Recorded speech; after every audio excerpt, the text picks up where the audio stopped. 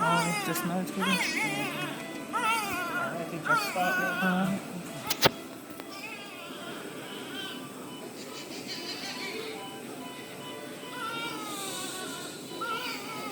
Get something. I mean, I love the breastfeed now. Alright, thank you. So feel better here. Now your mommy come look for you. Oh, oh no.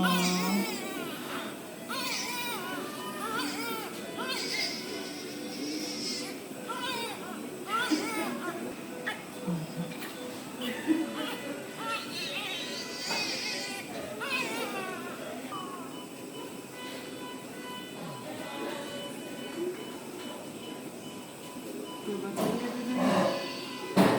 So feel better. Alright. Good boy. So feel better.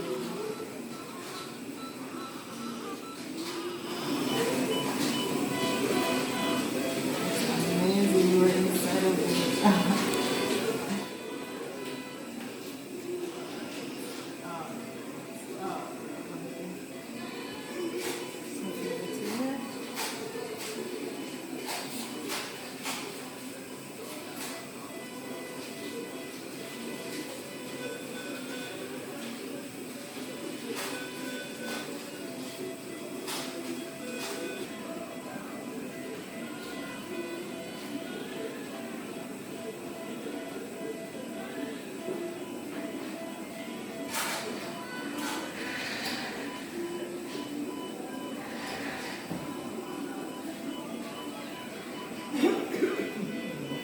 Hi viewers, this is Renee.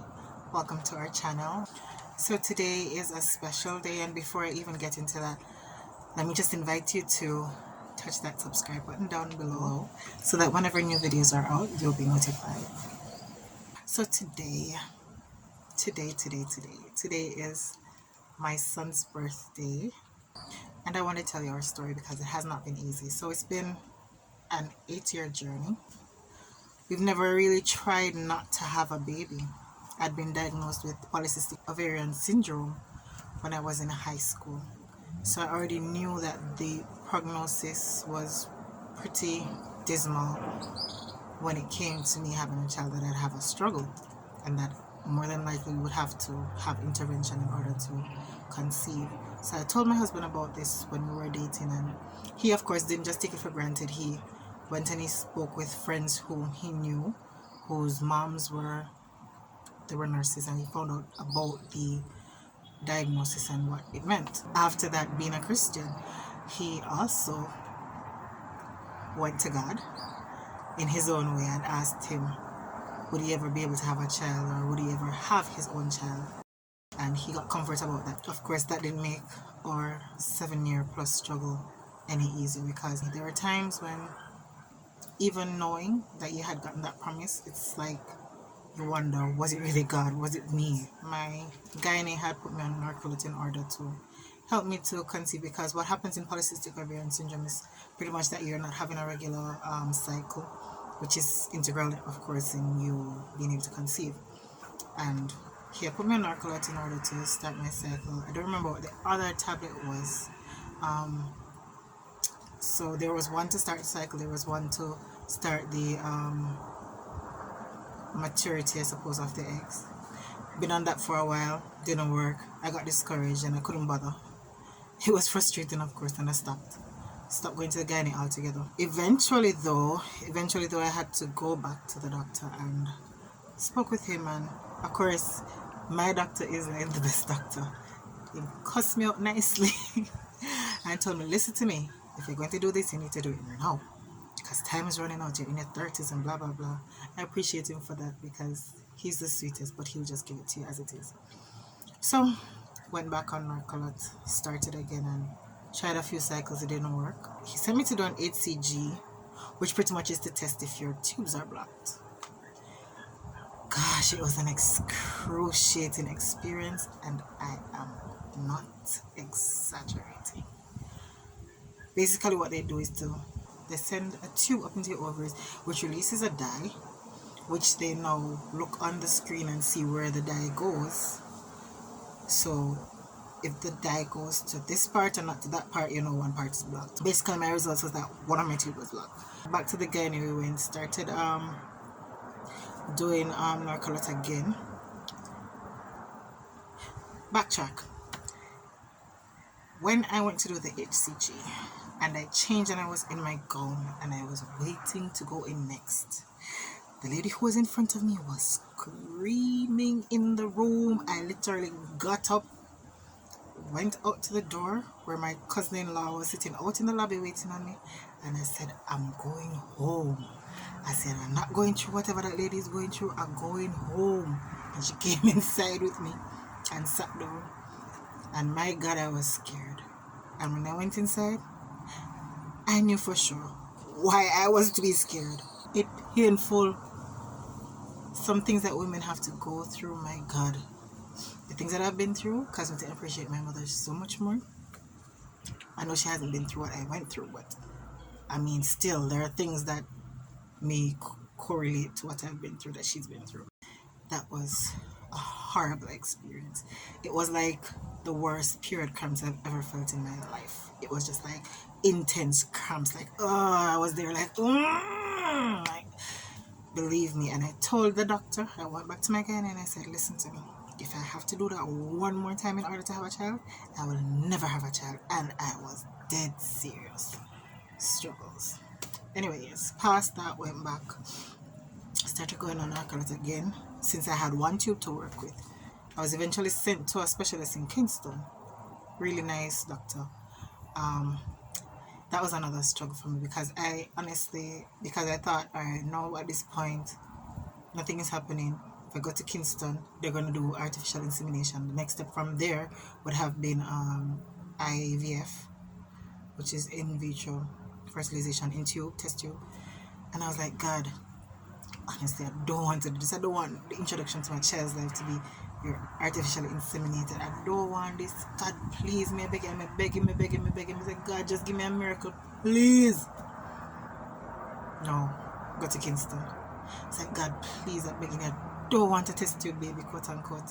No disrespect to anybody who has any. I just didn't want that. I was like, I don't want to go through artificial insemination either. He said I must go. Eventually, I stopped being stubborn and went to Kingston. When I went, he spoke to me about all the different results and all that. And he told me, okay, go home, try it. What we have to do now is that we'll have to monitor your eggs by ultrasound. He gave me a different medication from narcolepsy. He gave me letrozole, which I'd never tried before. And he said, what we'll have to do whenever you your eggs would have reached, I think it was 12 days, we'd have to start doing an ultrasound to see if they're mature enough for us to give you the injection that would release the egg, ensure that the egg is released in order that it would be fertilized. I came home, took that. I mean, like, I really didn't expect that this was what's going to happen. I thought, yes, I'm going to Kingston, he's just going to set me up for artificial insemination, and then we'll move from there to IVF. So I was like, okay. Came home, took it, went, and man, I'm telling you, I had a great team of doctors. I hear people complaining about doctors at the hospital, nurses at the hospital. Didn't have that experience. There's only one little hiccup I had, and it wasn't anybody being rude or not being nice or anything like that. I'm telling you, my team of doctors, my team of nurses, all the professional care that I got from the receptionist all the way up, stellar. I followed the course, took the letrozole and whatever else I was supposed to take. Went in to do my ultrasound on the Thursday. And on Thursday when I went, this is where Dr. Henry came in, by the way, because she did all my ultrasounds. So she told me, she said, this egg is ready. You may want to try even before you get the shot. I came home, followed the doctor's orders, and when I got up the next morning, I knew for a fact that I was pregnant. You can tell me, science says it's not possible for you to know that you're pregnant right away. I knew within 12 hours. I had all the symptoms the following morning. I have an app, the Ovia Fertility app, that I listed. As a matter of fact, I'll attach it in this video. All the symptoms I listed persisted from that day forward until after I confirmed my pregnancy. So, I personally, I'll tell you, if you're trying or in any medical circumstance, trust your body. Yes, the doctors are professionals and they have their education, they have their training and everything, and I support that and I respect them for all that, but trust your body. If your body tells you one thing, listen to it. So, yeah, got up the next morning, knew I was pregnant, but anyways, I said, okay, this is like a 7-year battle. You have to understand that within these 7 years, I've been taking test after test after test. I've been feeling this way, feeling that way. Mentally and emotionally, your mind plays tricks on you. You have all sorts of symptoms during that 7 years that you've never been pregnant. And it plays on you. So when you get to this point now, you're like, all right, let's not put our hope up too much. Even though you kind of know, you kind of just keep it to yourself, or you kind of just hope and pray. So I didn't even tell my husband. I didn't tell him anything because I'm like, I'm not going to get his hopes up and then go disappoint him. So I just like went on with it. Went to the doctor the following evening, got the shot, everything. Just as if nothing had happened. Didn't say anything to the doctor either. So that was it. Continue. 2 weeks later, 14 days, did the first test, got a positive. I was shaking like this. It's the first positive I've ever gotten. Told my husband. He didn't believe me until probably the third test. I did the first response test, which is the most sensitive test. I used the cheap test, and I used the cheap test again, and all of them are positive. I still have them. I'll attach them. Yeah, so that's how that went. So now here is the irony of life. I'm a praise and worship leader at my church, right? In September, we have what we call Praise and Worship Sunday. It's basically like 2 hours of praise and worship straight. We have basically no preaching. Maybe the pastor might say like a little short sermon, but sometimes we don't have a sermon at all. So everything is replaced by praise and worship. We just have maybe scripture reading or whatever, but it's praise and worship. So we have different team leaders leading and the entire team is backing. So I stood up for like 2 hours in the morning. And we had two services, 7:30 and 10:30. I stood up for like 2 hours in the morning. Went back and stood up for the same amount of time in the second session. Ironically, that was the morning that I actually announced, and I said, after it was 6 years at the time, after 6 years of struggling, blah blah blah, finally, and I'm telling you, it was a powerful session. And as a praise and worship leader and as a minister, when certain things happen, you just look out for an attack. So I kind of mentally was a little bit prepared. But funny enough, when I came down, when I did my ministry and I came down and I was shaking. I felt exposed. I felt like a cloak was taken from around me. I just felt naked. And I was shaking, and it's like I was kind of looking for the exit. I was like, God, can't I go home now? I wish I could go home. I wish my husband was at the first session, so he had left and would have come back for me. I was like, I wish my husband was outside. I would just leave, get off the stage. Because what happened is that we rotated, so it was another leader leading, and I went back to being backup now. And I just wanted to go home. I just felt naked. I was shaking, literally shaking. And it's like I knew something. Left, went home. In the evening, saw a little pink spot. I was concerned. I didn't say anything to my husband. I didn't say anything to him for probably about close to a week. I just said, all right, you know what? Some spotting is normal in pregnancy. Just see if I could rest up a little bit, lay down. And of course, this is my first pregnancy, so we don't know what my body's reaction to pregnancy is and whatever. I lay down. I tried to rest up for that week. Eventually, when I noticed it wasn't stopping, I called receptionist at my gynae, told her what was happening. Doctor said I should watch it. Still bleeding by the Friday. Went in. He sent me to do an emergency ultrasound. I don't know why I feel like crying. I didn't even cry that time. Anyways, sent me to do the emergency ultrasound. When I went downstairs, there wasn't even a sign that I was pregnant. There wasn't anything, no nothing. Doctor's like, where the baby gone? There's nothing. That was the end. That was at 8 weeks. That was the end of my first pregnancy. Just because I stood up for a long period of time. After 6+ years of waiting. And sometimes you can feel betrayed because you're like, God, I went out and I was ministering for you. How could you let this happen? But at the same time, you give yourself to ministry, you give yourself to God. You don't have conditions. You give God something and you say you're going to give God something. You just give it to Him. Whatever He wants to do is Him. At the end of the day, it's Him. He gets the glory. He knows why He's doing it. He's not selfish. He's not wicked. It's a process, and all of us have to get through the process in order to get to the end game. So that was it. It took a month, an entire month, and more. And here was where I had to start really living on faith because I was so scared of surgery. I begged my doctor, said, do I have to go and do the DNC now? I said, can I just try and see if it will just pass out by itself? And he said, okay, I'll give you until, I think it was the Friday. He said, if it doesn't stop or something like that, like if it doesn't pass or if it doesn't stop by Friday, Saturday you have to do the surgery.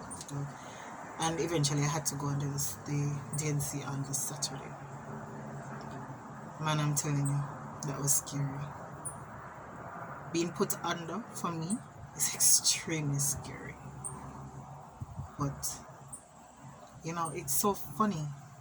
When I went into the surgery, by the time I got in there, I mean, it's like a peace just came on me during the waiting period. I can't explain it. It's just, I was scared up to the point, and then it's like, you just breathe.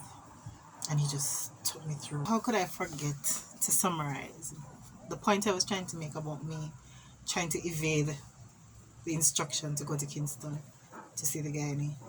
God did see the desire of my heart, saw that I didn't want to go that route, and He did answer, but at the same time He wanted me to trust Him and wanted me to go do what He said I was to do.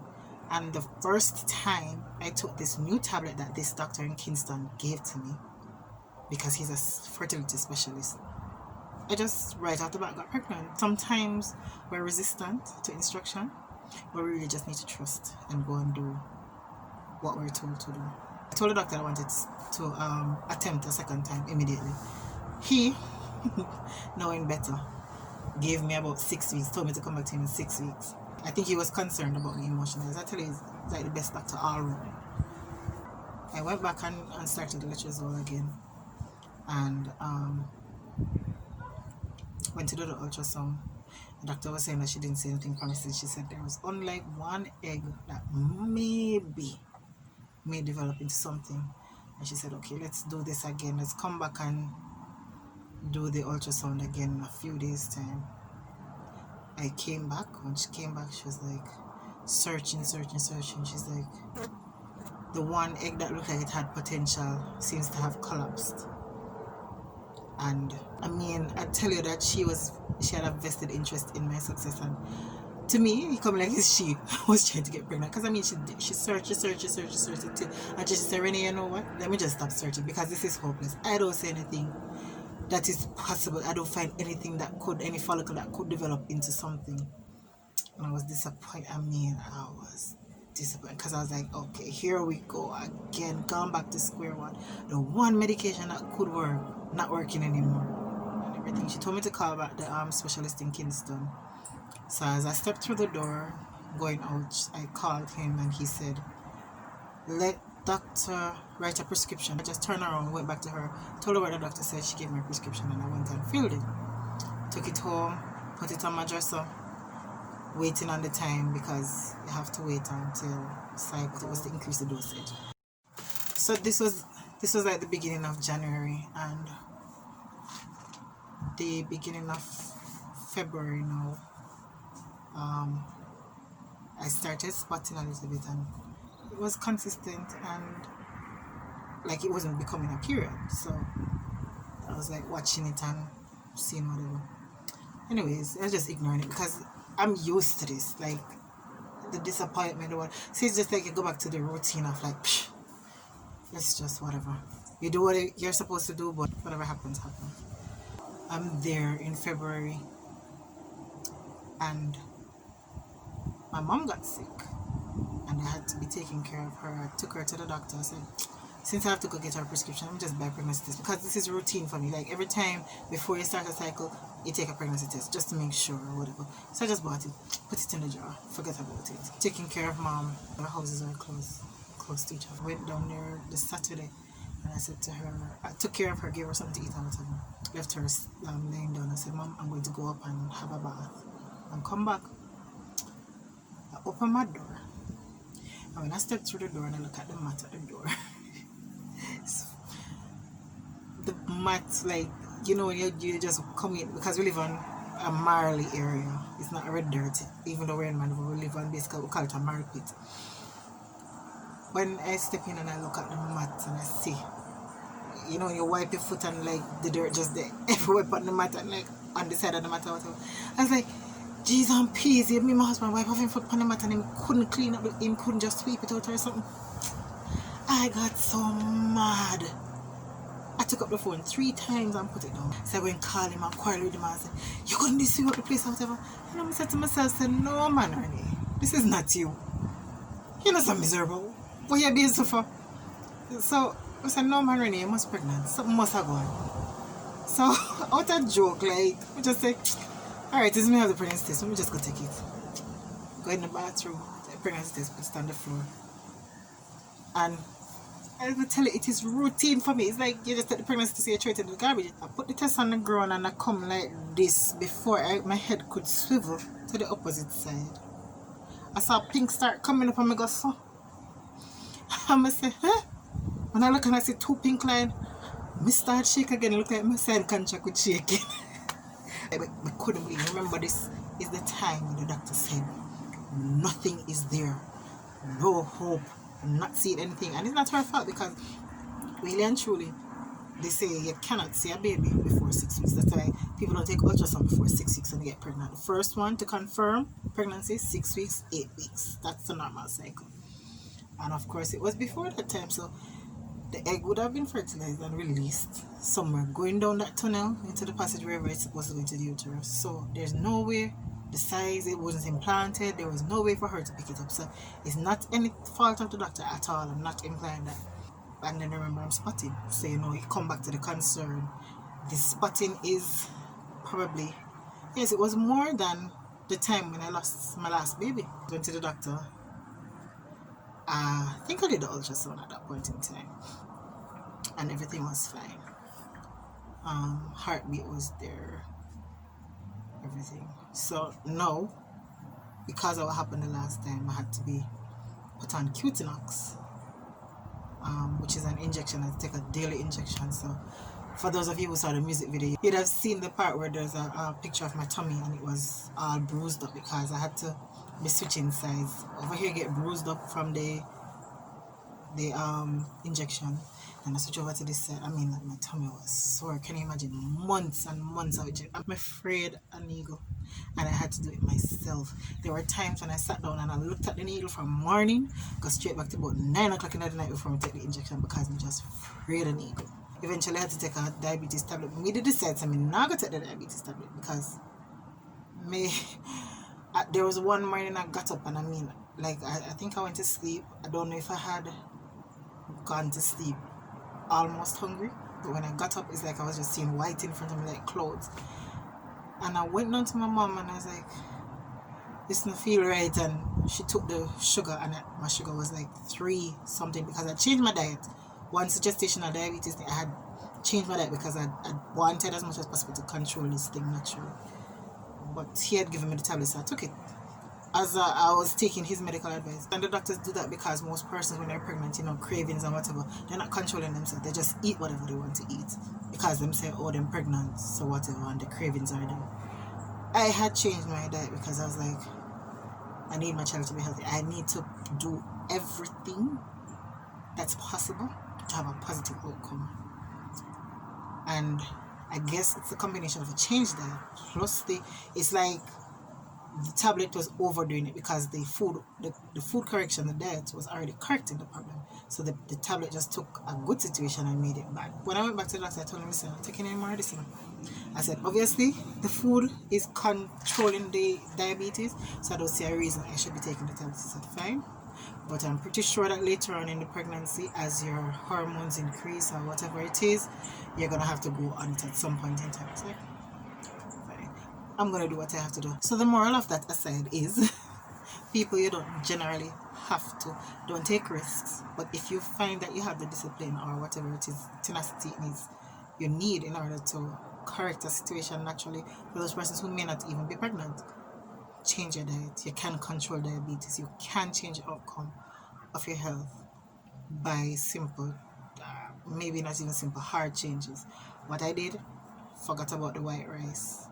I didn't really used to eat rice anyways. Minus white flour. Hardly eat wheat flour either. I think I stopped eating dumplings, full stop. It was only ground provision.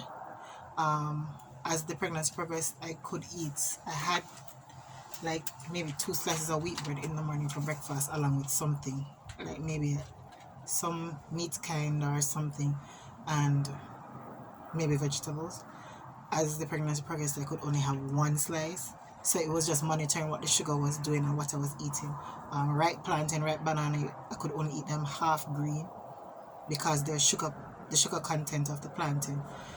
So little things like those, I had to get rid of everything white, no snacks, all of them things there. And it was controlled, and I mean it was controlled from the beginning of the pregnancy to the end of the pregnancy. And I don't take full credit for it because everything I do, prayer. I beg God help me because I couldn't deal with another injection on top of the Cutinox. I really couldn't.